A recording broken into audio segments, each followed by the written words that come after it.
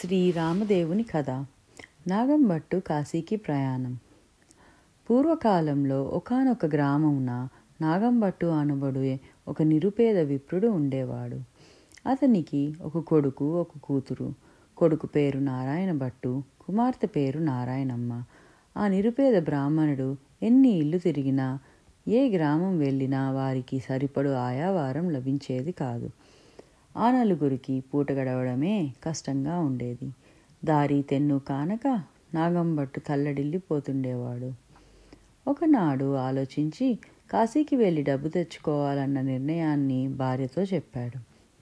ఈ ఆలోచనతో నాగంభట్టు భార్యతో తానొచ్చే వరకు బిడ్డలను ఎలాగో ఒకలాగా సాకుతూ కాలం గడపవలసిందని చెప్పి తాను కాశీకి బయలుదేరాడు.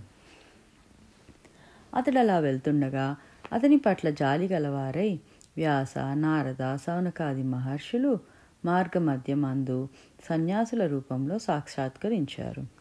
నాయన నాగంభట్టు, అడుగు తీస్తే అడుగు వేయలేనంత నీరస స్థితిలో ఎక్కడికయ్యా వెళ్తున్నావు అని ప్రశ్నించారు.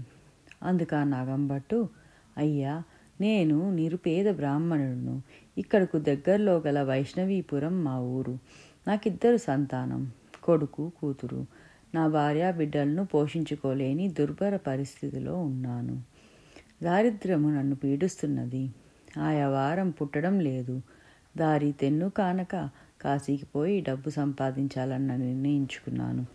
అందునిమిత్తం బయలుదేరాను అని వారికి వివరించాడు నాగంభట్టు. ఓ ఈ బ్రాహ్మణోత్తమ, రామదేవుని వ్రతమని దేవతలచే చేయబడి ప్రసిద్ధి పొందిన పుణ్యవ్రతం ఒకటి ఉన్నది. అది చేస్తే నీ దారిద్ర్యం తొలగిపోవచ్చు అన్నారు మునీంద్రులు. అయ్యా, ఆ వ్రతం ఏమిటో, అది చేయటం వలన విధి విధానాలు ఏమిటో సత్వరం ఉపదేశించి పుణ్యం కట్టుకోండి అని వాళ్ళ కాళ్ళపై పడ్డాడు నాగంభట్టు. నాగంభట్టు, నీకు ఆ వ్రతాన్ని గురించి చెప్పే ముందు వ్రతనాథుడైన రామదేవుని కథను చెప్తాను, శ్రద్ధగా విను అని నారదుడు వానికి రామదేవుని కథను వినిపించసాగాడు. పూర్వకాలంలో కోసల దేశం అనే రాజ్యం ఉండేది. దాన్ని రఘువంశీయుడైన దశరథుడు పరిపాలిస్తుండేవాడు.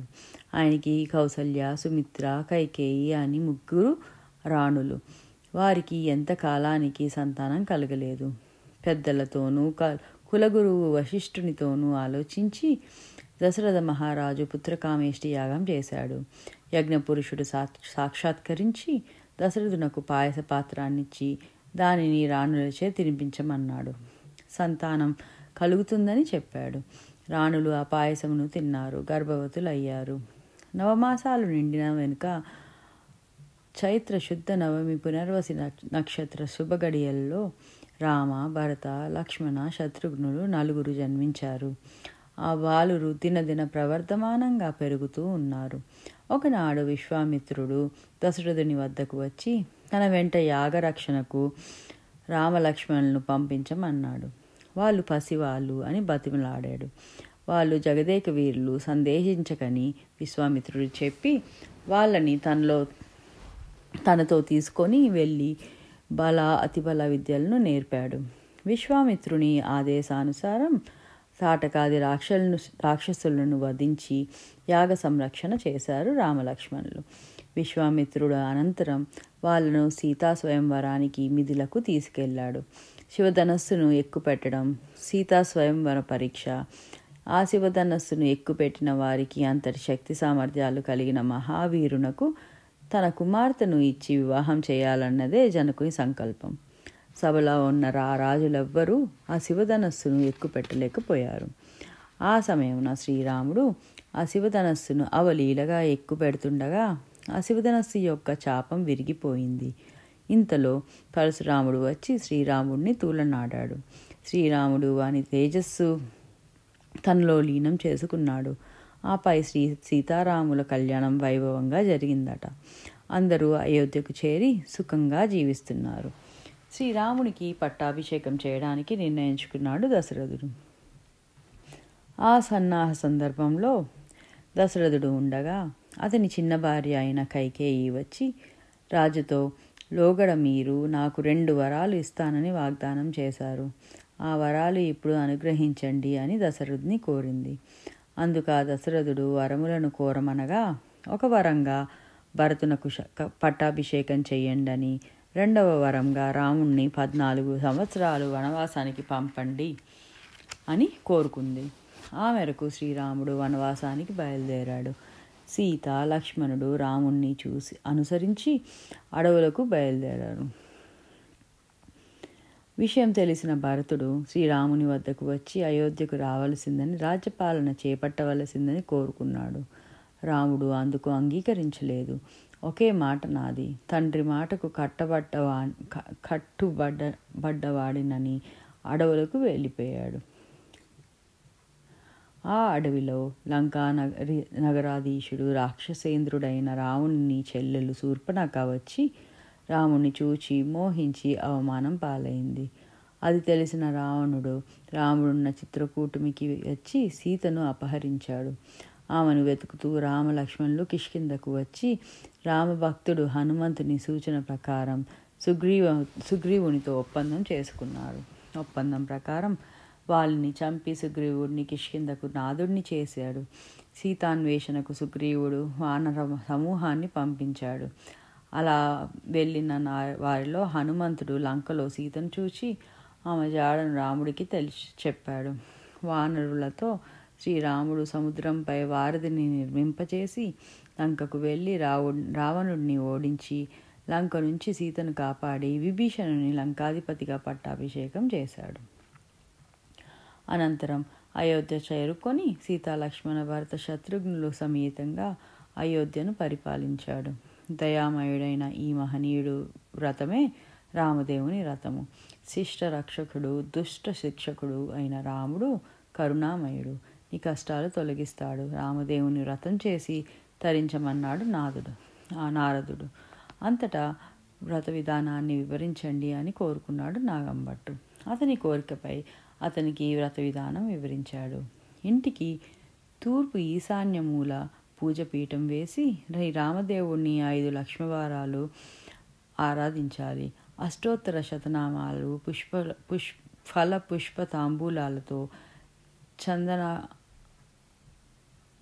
చందన అగరు గంధ నీరాజనాలతో గోధుమ రవ్వ, పాలు, నెయ్యితో చేసిన ప్రసాదాన్ని 5 ఉండలుగా చేసి స్వామికి నివేదించి స్వామివారి కథను చెప్పుకోవాలి.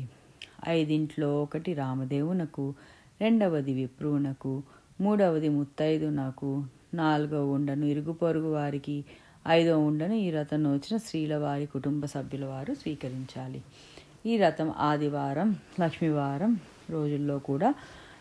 రోజుల్లోనే కాకుండా మిగతా రోజుల్లో కూడా చేసుకుంటూ ఉండవచ్చు అని చెప్పి వ్యాసనారదుడు, సౌనకాది మునులు అంతర్హితులైనారు.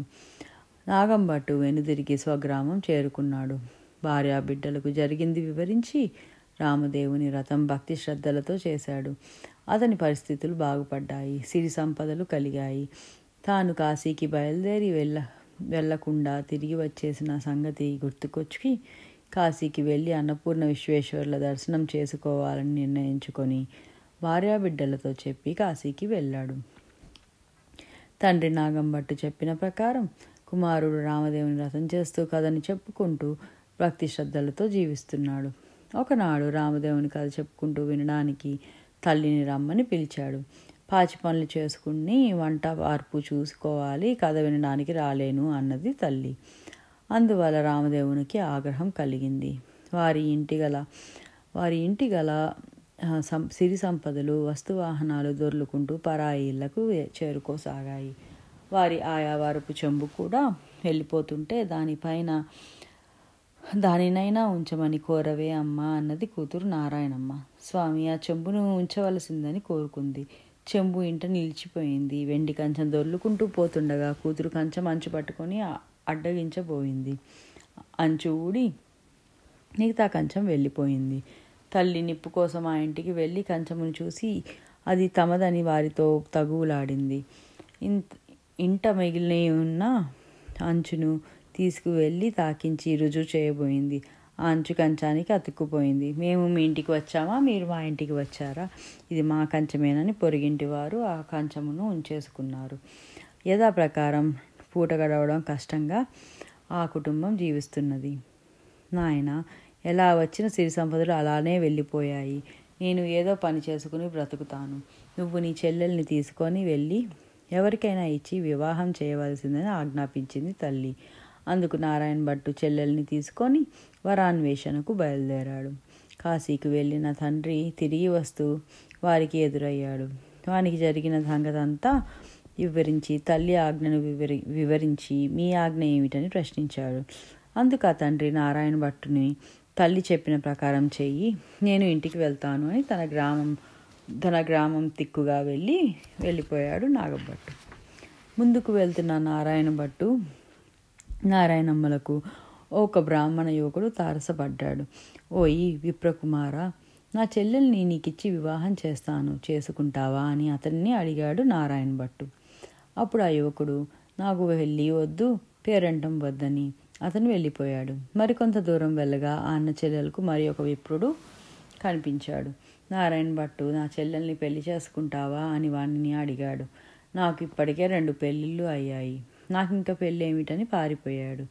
ఏమి చేయడానికి తోచక వాళ్ళిద్దరూ వెళ్ళి ఒక ఉద్యానవనంలో కూర్చొని విశ్రాంతి తీసుకుంటున్నారు. అక్కడికి పువ్వులు కొనుక్కునేటందుకు ఒక బ్రహ్మచారి వచ్చాడు. వాణ్ణి చూసి నారాయణ భట్టు, ఓయి నా చెల్లెల్ని నీకిచ్చి పెళ్లి చేస్తాను, చేసుకుంటావా అని అడిగాడు.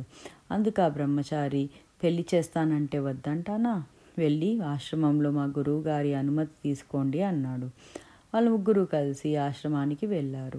గురువుగారిని ఉద్దేశించి, మహానుభావ, మీ శిష్యుడికి మా చెల్లెల్నిచ్చి వివాహం చేయాలనుకుంటున్నాను, మీ అనుమతి కోసం వచ్చాను అన్నాడు. పెళ్లి చేస్తానంటే అభ్యంతరం ఏముంటుంది, కానీ వాడి దగ్గర చిల్లి గవ్వ కానీ చిన్న మొత్తం కానీ లేవు, ఇష్టమైతే అలాగే చేయవలసింది అన్నాడు. నాకు ఇష్టమే అన్నాడు నారాయణ భట్టు. 4 రాటులు తెచ్చి మండపం ఏర్పరిచి వివాహం జరిపించారు. అనంతరం అక్కడే రామకథను చెప్పుకుంటూ కొంతకాలం గడపగా ఒక విప్రుడు వచ్చి, అయ్యా, నా 4 ఎకరాల భూమిని మీకు దారాపోస్తానని తీసుకొందురు గాని రండి అన్నాడు. అయ్యా, రామకథను చెప్పుకుంటున్నాం, ఇది పూర్తయ్యాక తీసుకుంటామన్నారు. కథ పూర్తయింది. ఆ విప్రుడు చెంపుతో నీళ్లు దారి విడిచిపెడుతూ, నా 4 ఎకరాల భూమిని సర్వ హక్కులతో నీకు దారపోస్తానని భూమిని వారికి స్వాధీనం చేసి వెళ్ళిపోయారు. వీళ్ళు ఆ స్థలంలో వెళ్ళి అక్కడే జీవిస్తూ ఉండేవారు. మరికొంతకాలం గడిచేసరికి ఆ దేశ రాజుగారు ఒక గృహాన్ని నిర్మించి కొంత నగదుతోనూ పాడి పశువులతోనూ ఉత్తమ దంపతులకు దానం ఇవ్వడానికి నిర్ణయించుకున్నాడు. ఆ రాజు కలలో కనబడిన రామదేవుడు, ఫలానా చోట ఆలుమగలు ఉన్నారు, సేద్యం చేసుకుంటూ బతుకుతున్నారు, వాళ్ళకి ఇవ్వవలసిందని ఆదేశించారు. నారాయణ భట్టుతో వాణి చెల్లెళ్ళు ఆమె భర్తను, ఇంటిని, నగదును స్వీకరించవలసిందని కబురు పంపించాడు మహారాజు. రామదేవుని కథ చెప్పుకుంటున్నాము, అది పూర్తయ్యాక వస్తామన్నారు అన్న చెల్లెళ్ళు. ఆ ప్రకారం కథ పూర్తయ్యాక రాజు దర్శనం చేసుకొని ఇల్లు, నగదు, పశువులు దానంగా స్వీకరించారు. అన్న నారాయణ భట్టు వాళ్ళను ఆ ఇంటిలో ప్రవేశపెట్టి జాగ్రత్తగా జీవిస్తూ రామకథను చెప్పుకుంటూ, ఆయన కృపకు పాత్రులవ్వండి, నేను వెళ్ళి రామదేవుని వెతికి నా వెంట తీసుకువస్తాను అని చెప్పి బయలుదేరాడు. అలా వెళ్ళగా నారాయణ భట్టుకు ఒక గ్రామం తగిలింది. గ్రామం పొలిమేరలో ఒక ధాన్యపు రాశి ముందు కూర్చుని ఏడుస్తున్న గొల్లవాడు కనిపించాడు. ఇదేమిటయ్యా, ఇక్కడ కూర్చుని ఏడుస్తున్నావు అని అతన్ని ప్రశ్నించాడు నారాయణ భట్టు. అయ్యా, నేను గ్రుడ్డివాడను, నా చేతికి ఒక కర్రిచ్చి ఈ ధాన్యానికి నన్ను కాపలా ఉంచారు, ఏం చేయడానికి తోచక ఏడుస్తున్నానని చెప్పాడు. అది విన్న నారాయణ భట్టు, సరి నేను ఒక కథ చెప్తాను విను అని అతనికి రామదేవుని కథను వినిపించాడు. కథ వింటుండగా గొల్లవానికి కొంచెంగా చూపు కలిగింది, దుఃఖం తొలగిపోయింది. కథే ఇంతటి మహిమ కలిగి ఉంటే రథానికి ఇంకెంతటి మహత్యం ఉంటుందో అని అబ్బురపడి, అయ్యా, నువ్వే దేవుడువో చెప్పవలెనని ప్రశ్నించాడు. ఓయ్, నేను నీలాగే మనిషిని, ఇదంతా రామదేవుని మహత్యం అని చెప్పి ముందుకు వెళ్ళిపోయాడు. వెళ్ళగా నారాయణ భట్టుకు అరణ్య మార్గంలో ఒక రాజు విచారంతో తిరుగుతూ కనిపించాడు. కారణం ఏమిటని రాజును నారాయణ భట్టు ప్రశ్నించాడు. అయ్యా, నా రాజ్యం శత్రురాజుల పాలయ్యింది. నేను, నా భార్య, బిడ్డలు అడవుల పాలయ్యాము. ఈ అడవిలో వాళ్ళు తప్పిపోయారని విలపించసాగాడు మహారాజు. అప్పుడు నారాయణ భట్టు, మహారాజా, విచారించక నేను ఒక కథ చెప్తాను, మీ కష్టాలు తొలగిపోతాయి అని రామదేవుని కథ వినిపించాడు. కథ పూర్తయ్యేసరికి రాణి, రాకుమారులు రాజు చెంతకు చేరుకున్నారు. శత్రురాజు మహారాజును వెతుక్కుంటూ వచ్చి రాజ్యాన్ని అప్పగించేశాడు. అయ్యా, ఇంత మహోపకారం చేశావు, నీవే దేవుడువో చెప్పావు కాదు అని అడిగాడు మహారాజు. అయ్యా, నేను నీ వంటి వాడిని. ఇదంతా రామదేవుని కథ మహత్యం. రామదేవుని వ్రతం చేసుకుంటూ ఉండండి, మీకు మేలు జరుగుతుందని ఆ వ్రత విధానం చెప్పి ముందుకు వెళ్ళిపోయాడు నారాయణ భట్టు. వెళ్తున్న నారాయణ భట్టుకు ఒక చెట్టు మొదట కూర్చొని విలపిస్తున్న ఒక స్త్రీ కనిపించింది.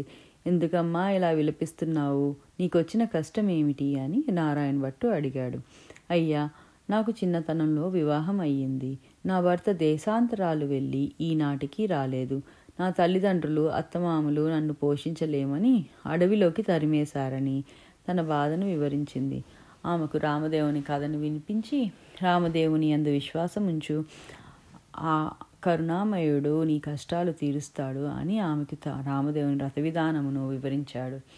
ఆమె అడవిలోనే రామదేవుని వ్రతం చేసుకుంది. దేశ పర్యటనకు వెళ్ళిన ఆమె భర్త తిరిగి వచ్చాడు. అత్తమామలు, తల్లిదండ్రులు ఆమెను వెతుక్కుంటూ వచ్చి ఆ భార్య భర్తలిద్దరినీ ఇంటికి తీసుకుని వెళ్ళారు. ఆమె 5 వారాలు వ్రతం చేసి సమస్త సౌభాగ్యాలను పొందింది. నారాయణ భట్టు వెళ్ళి ఒక ఇంటి ముందు ఆగి ఆ ఇంటి ఇల్లాల్ని, అమ్మ, పూజ చేసుకుంటాను, కొంచెం చోటిమ్మని అడిగాడు. మడి తడి తమకు కుదరదని కసురుకుంది ఆ ఇల్లాలు. కోనేరైనా చూపించమన్నాడు. ఇక్కడకు ఈశాన్య దిక్కున 4 అడుగుల దూరంలో ఉన్నదన్నది ఆమె. అతడు వెళ్ళి స్నానం చేసి వచ్చి ఆ ఇంటి అరుగు మీద రామదేవుని పటం పెట్టుకొని కూర్చుని పూజ చేసుకున్నాడు. ఆ సవడికి బయటకు వచ్చి ఇల్లాలు వాని పూజను చూసి ప్రసాదం తీసుకొని లోపలికి వెళ్ళిపోయింది. అతడు పూజ పూర్తి చేసుకుని అక్షింతలు నెత్తిన వేసుకొని కొన్ని ఆ ఇంటి మీద చల్లి వెళ్ళిపోయాడు. ఆ ఇల్లు ఇంద్రభవనంగా మారిపోయింది. ఆ ఇంటి యజమాని ఆయా వారానికి వెళ్ళినాడు. మోయలేనంత భిక్షతో వచ్చి మారిన తన ఇంటిని గుర్తుపట్టలేక అక్కడే తిరగసాగాడు. ఇంతలో అతని ఇల్లాలు చూసి అతడిని చూచి ఇదే మన ఇల్లు, లోపలికి రండి అని పిలిచి జరిగిన సంగతంతా చెప్పింది. ఆశ్చర్యాలలో మునిగి ఉన్న ఈ ఇంటి యజమాని నారాయణ భట్టును వెతుక్కుంటూ వెళ్ళాడు. కొంత దూరమునికి అతన్ని కలిసి క్షమాభిక్ష కోరి తన ఇంటికి రావలసిందని కోరాడు. అయ్యా, నేను ఇప్పుడు రామదేవుని వెతుకుతూ వెళ్తున్నాను. మీరు రామదేవుని వ్రతాన్ని చేసుకుంటూ రామదేవుని కథను చెప్పుకుంటూ హాయిగా సుఖంగా సంతోషాలతో జీవించండి అని పలికి ముందుకు సాగిపోయాడు నారాయణ భట్టు. నారాయణ భట్టు కొండలు, కోనలు, అడవులు, ఎండనక వాననక తిరిగి అలసిపోయాడు. తిండి లేనందువల్ల సొమ్మసిల్ల పడిపోయాడు. రామదేవునకు అతని పట్ల దయ కలిగి ముసలివాణి రూపంలో వచ్చి నారాయణ భట్టుకు సేవలు చేసి సేద తీర్చాడు. భోజనం చేద్దువు గాని మా ఇంటికి రావాల్సిందని పిలిచాడు. అయ్యా, నేను రామదేవుని వెతుక్కుంటూ వెళ్తున్నాను. నేను ఇప్పుడు మీ వెంట రాలేను. నాకు కోనేరు చూపించండి, స్నానం చేసి స్వామి పూజ చేసుకుంటాను అన్నాడు. స్వామి కోనేరు చూపించగా నారాయణ భట్టు వచ్చి ముందుకు బయలుదేరబోయాడు. కంచాలు, నవగాయ పిండి వంటలు అన్నీ సిద్ధంగా ఉన్నాయి, భోజనం చేయమని నారాయణ భట్టుకు అవన్నీ చూపించాడు స్వామి. ఇప్పుడు నేనేమి తీసుకోను, నా స్వామి నాకు కనిపించాలి. ఓయ్ నారాయణ భట్టు, నేనే రామదేవుణ్ణి అన్నాడు. అలా అయితే నీ దర్శనం నాకు కావాలి అన్నాడు. వెంటనే స్వామి శివరూపంలో సాక్షాత్కరించాడు. చేతిలో త్రిశూలం, గజచర్మాంబరం, త్రినేత్రం, శిరస్సున గంగా, సరసన పార్వతి, వెంట నందితో సాక్షాత్కరించాడు. శివుణ్ణి చూసి పులకరించి ఇట్లా స్తుతిస్తున్నాడు నారాయణ భట్టు. ఈశా మహేష పార్వతీ వల్లభ పరమేశ్వర కైలాసవాస కరుణాంతరంగా ప్రసన్న పన్నగభూషణ చంద్రశేఖర కపాలధారి శివ ధన్యుణ్ణి దేవా ధన్యుణ్ణి అంటూ పరిపరి విధాల స్తుతించాడు. తన్మయుడై సాష్టాంగ నమస్కారాలు ప్రమాణాలు చేశాడు. స్వామి, నాకు విష్ణు దర్శనం కావాలి అనుకున్నాడు. భక్తిని అభీష్టానుసారం స్వామి విష్ణు రూపంతో శంకు చక్రాలతో మకర కుండాలతో సమమౌక్తిక మణిహారంతో లక్ష్మీ సమేతంగా సాక్షాత్కరించాడు. హే దామోదర పుండరీకాక్ష, జయము జయము, జయరూపాయ, క్షీరాబ్ది శయన, శేషసాయి, శంఖచక్ర గదాధరి, అచ్యుత, భక్తవత్సల, దుఃఖనాశక, యోగీశ్వరేశ్వర, శుద్ధాయ, నిర్మలాయ, నీలమేఘశ్యామ, పురాణ పురుష, పుణ్యస్వరూప, నమో నమః అని పరిపరి విధాల స్వామిని కీర్తించి దండ ప్రణామాలు ఆచరించి, హే పరంధామ, నాకు రామదేవుని సాక్షాత్కారం కావాలి అన్నాడు. కోదండపాణి సీతా సమేతంగా భరత లక్ష్మణ శత్రుఘ్న హనుమతులతో సాక్షాత్కరించారు. మునిజన వందిత, మనోవికాస తాటక, మరీచ, రావణ కుంభకర్ణ సంహార, పట్టాభిరామ, పాహి పాహి అని నమస్కరించి తన్మయుడైపోయాడు నారాయణ భట్టు. రామదేవుడు మధుర మందహాసంతో నారాయణ భట్టును ఉద్దేశించి, నేనే కనిపించాను కదా అన్నాడు. అప్పుడు స్వామి, మీ దర్శన భాగ్యం కలిగింది, నా అన్వేషణ ఫలించింది, నాకిప్పుడు భోజనం చేయడానికి మరే అభ్యంతరం లేదు. నాదొక కోరిక, అది కూడా తమరు అనుగ్రహిస్తే భోజనం చేస్తాను అన్నాడు. ఏమిటది అని ఆప్యాయంగా ప్రశ్నించాడు రామదేవుడు. భోజనం తర్వాత మీరు నా వెంట వస్తానంటే ఆనందంతో ప్రసాదం తీసుకుంటాను అన్నాడు. వినమ్రంగా నారాయణ భట్టుకి వస్తానని వాగ్దానం చేశాడు రామదేవుడు. సీతమ్మ తల్లి ఆమె పరివారం వెండి పీటలు వేసి బంగారు కంచంలో నవగాయ పిండి వంటలతో నారాయణ భట్టుకు భోజనం పెట్టింది. రామదేవుడు నారాయణ భట్టుకు కర్పూర తాంబూలం ఇచ్చాడు. భోజనానంతరము స్వామిని తనతో రమ్మని నారాయణ భట్టు ముందు బయలుదేరాడు. సీతా సమేతంగా రామదేవుడు అతని వెనక బయలుదేరాడు. కొంత దూరం వెళ్ళిన తర్వాత నారాయణ భట్టు వెనుతిరిగి చూశాడు. రామదేవుడు కనిపించలేదు. ఈ ఆకస్మిక పరిణామానికి సొమ్మసిల్లి పడిపోయాడు నారాయణ భట్టు. రామదేవుడు సేద తీర్చి, నేను నీ వెంటనే వస్తున్నాను కదా, నా మీద నీకున్న నమ్మకం లేదా, అనుమానమా అని అడిగాడు. సత్వాక్ పరిపాలక, దీనజనబంధు, అర్థత్రాణ పరాయణ, నా వెంట నువ్వు కనపడకపోయేసరికి సమస్తము అంధకారమైపోయింది. కళ్ళు తిరిగి చూపు ఆనలేదు. అంతేగాని నిన్ను శంకించ నేనెంతటి వాడను. నన్ను మన్నించు దేవా అని వేడుకున్నాడు. భట్టు, నీ భక్తికి మెచ్చాను. నీతో రావడానికి నాకే అభ్యంతరం లేదు. నన్ను నీ భుజాల మీద ఎక్కించుకొని తీసుకెళ్ళు. నా కొరకై వచ్చే సమయంలో నువ్వు ఎవరి ఇళ్లకు వెళ్ళావో వారి అందరి ఇళ్లకు నన్ను తీసుకెళ్ళమని అన్నాడు. చిత్తం స్వామి అని తొలుత రామదేవుని పూజకు ఇల్లు ఇవ్వనన్న ఇల్లాలి ఇంటికి తీసుకువెళ్ళాడు. అక్కడి నుంచి స్వామిని తనకు విచారగ్రస్తురాలిగా తారసపడినట్టు ఇల్లాలు ఇంటికి తీసుకువెళ్ళాడు. అక్కడ ఆమె భర్త, ఆమె అత్తమామలు, తల్లిదండ్రులు రామదేవుని కథను చెప్పుకుంటూ కనిపించారు. ఆ తర్వాత నారాయణ భట్టు స్వామిని గడ్డికి కాపున్న గొల్లవానింటికి తీసుకువెళ్ళాడు. అక్కడ గొల్లడు రామదేవుని భక్తి ప్రవత్తులతో చెప్పుకుంటున్నాడు. వీరంతా రామదేవుని అనుగ్రహపాత్రులై అష్టైశ్వర్యాలతో వర్ధిల్లుతూ ఆనందంగా జీవిస్తున్నారు. వారందరి ఇళ్ల నుండి నారాయణ భట్టు తన చెల్లెలు నారాయణమ్మ ఇంటికి చేరుకున్నాడు. ఆమె భర్త ఎదురొచ్చి నారాయణ భట్టును అతిథి పూజలతో సత్కరించబోయారు. చెల్లెలా, నీ మర్యాదలు అందుకొను తీరిక నాకు లేదు. నేను రామదేవుణ్ణి తీసుకువస్తున్నాను. నువ్వు నీ భర్త ఆయన ఇంటికి రావాల్సిందని అన్నాడు. ఆమె భర్త అందరూ కలిసి తన ఇంటి దిక్కుగా ముందుకు సాగిపోయారు. గ్రామం చేరుకున్న నారాయణ భట్టును చూచి గ్రామస్తులు నాగంభట్టు వద్దకు వెళ్ళి, అయ్యా, మీ కుమారుడు కొంతమందిని తీసుకొని రామదేవునితో వస్తున్నాడని తెలియజెప్పాడు. తల్లిదండ్రులు వారికి ఎదురెళ్లారు. వారిని చూచి, జనకులారా, నన్ను చూస్తూ నిలబడిపోకండి. మీరు వెంటనే మన ఇంటికి వెళ్ళి తూర్పు దిక్కున ఈశాన్య మూల పసుపు రాసి బొట్టు పెట్టి పీఠం తయారు చేయండి. స్వామిని పీఠంపై కూర్చుండబెట్టి పూజ చేద్దాము. గోధుమ రవ్వ, పాలు, నెయ్యితో ప్రసాదం చేసి దానిని 5 ఉండలుగా స్వామికి నైవేద్యంగా సిద్ధం చేసి నాకు కబురు చేయండి అని చెప్పి వారిని ఇంటికి సాగనంపాడు. వారిని అలా పంపించని స్వామిని తన భుజాల మీద కూర్చుండబెట్టుకొని ఆ గ్రామ 4 వీధులలో ఊరేగించి తల్లిదండ్రులు అంతా సిద్ధం చేశామని పంపించిన కబురు అందుకొని నారాయణ భట్టు స్వామితో ఇంటికి చేరుకున్నాడు. స్వామి, మీరు మా ఇంటిలో కుడిపాదం పెట్టి ప్రవేశించండి అని ప్రార్థన చేశాడు. స్వామి ఆ ప్రకారం కుడిపాదం మోపి లోపలకు ప్రవేశించారు. ఆ తదుపరి ఆ ఇల్లాలు నవరత్నాలు తాపిన కుడ్యాలతో రాజప్రసాదంగా మారిపోయింది.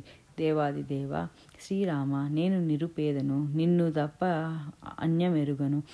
నా యందు అనుగ్రహం ఉంచి ఆచారం అని కానీ అపరాధం అని కానీ ఎంచగా నాకు గల ఈ పుచ్చుపీటపై కూర్చోవలసిందని ప్రార్థించాడు. అతను ప్రార్థన మన్నించిన దామదేవుడు ఆ పుచ్చుపీటపై కూర్చున్నాడు. స్వామి కూర్చోవడంతో ఆ పుచ్చుపీట పచ్చల తాపిన పసిడి పీఠంగా మారిపోయింది. స్వామివారు ఆ పీఠంపై సీతా, లక్ష్మణ, హనుమ సమేతంగా సపరివారంగా అక్కడ వారందరికీ సాక్షాత్కరించారు.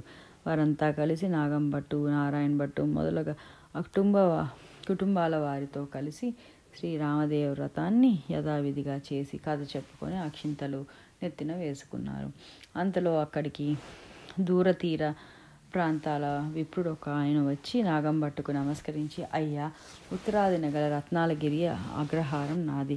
నా పేరు మాధవ్ శర్మ. నాకు యుక్త వయసు వచ్చిన కుమార్తె కుముద్వతి అని ఉన్నది.